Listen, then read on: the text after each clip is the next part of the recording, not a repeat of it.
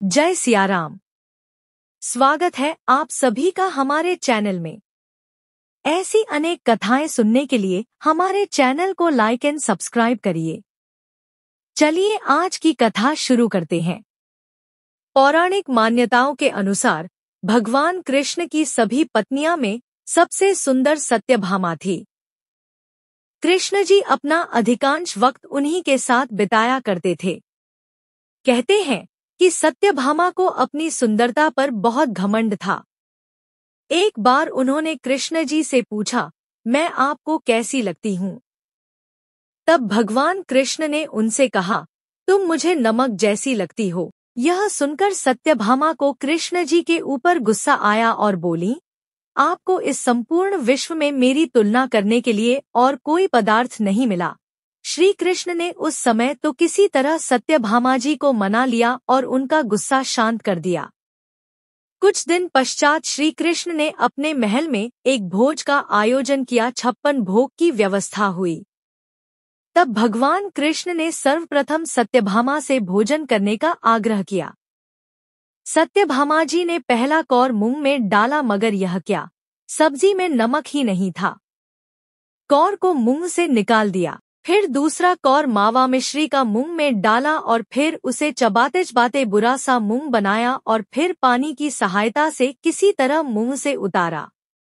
अब तीसरा कौर फिर कचौरी का मुंह में डाला और फिर थूक दिया। तब तक सत्यभामा जी का पारा 7वें आसमान पर पहुंच चुका था। जोर से चीखीं, किसने बनाई है यह रसोई? सत्यभामा जी की आवाज सुनकर श्री कृष्ण दौड़ते हुए आए और पूछा, क्या हुआ देवी? कुछ गड़बड़ हो गई क्या? इतनी क्रोधित क्यों हो? तुम्हारा चेहरा इतना तमतमा क्यों रहा है? क्या हो गया? सत्यभामा जी ने कहा, किसने कहा था आपको भोज का आयोजन करने को? इस तरह बिना नमक की कोई रसोई बनती है। किसी वस्तु में नमक नहीं है, मीठे में शक्कर नहीं है। एक कौर नहीं खाया गया। श्री कृष्ण ने बड़े भोलेपन से पूछा, तो क्या हुआ, बिना नमक के ही खा लेती? सत्यभामा ने कहा, बिना शक्कर के मिठाई तो फिर भी खाई जा सकती है, मगर बिना नमक के कोई भी नमकीन वस्तु नहीं खाई जा सकती है। तब श्री कृष्ण ने कहा, तब फिर उस दिन क्यों गुस्सा हो गई थी, जब मैंने तुम्हें यह कहा कि तुम मुझे नमक पर जितनी प्रिय हो?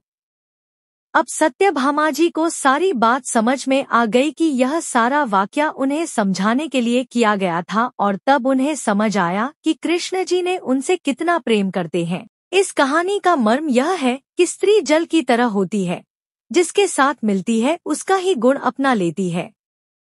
स्त्री नमक की तरह होती है, जो अपना अस्तित्व मिटाकर भी अपने प्रेम प्यार से परिवार को सुंदर बना देती है। आज की कथा कैसी लगी, कमेंट करके जरूर बताएं। धन्यवाद।